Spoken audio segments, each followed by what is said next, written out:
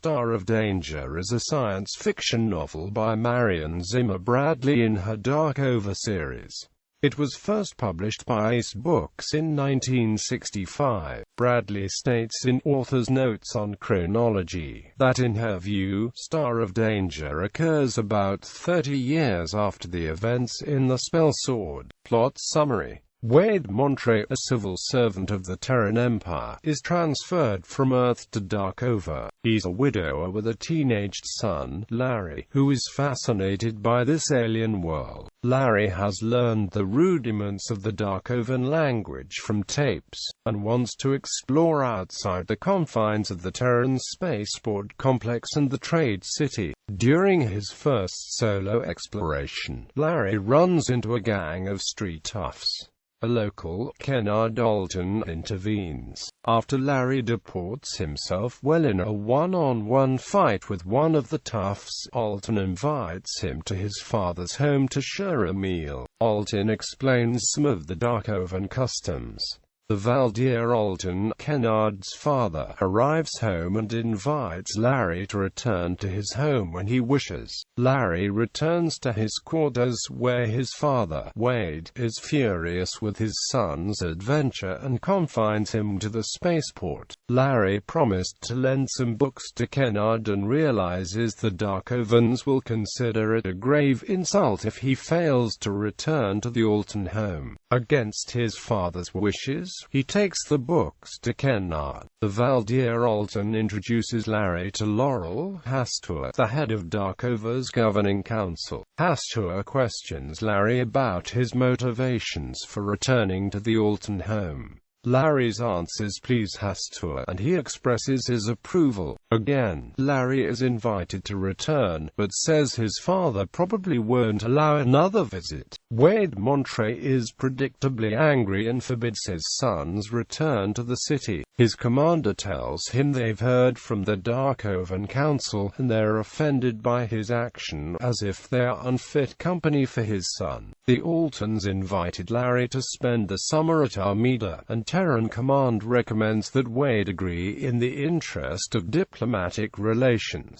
Larry begins to feel more comfortable with the local customs after a couple of weeks at Armida. Kennard, Larry, Lord Alton, and the guardsmen are out riding when they encounter a forest fire. Larry joins the others to fight the fire, but it turns out to be a diversion set by raiding bandits who have attacked a nearby village. The Valdir's men track the bandits to a canyon, where Larry is taken prisoner during a fight.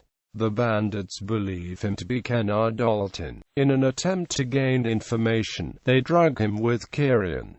The real Kennard Alton rescues Larry and they escape into the mountains. In the course of their escape, the two boys learn much about each other's cultures, and realize that each has benefits and drawbacks.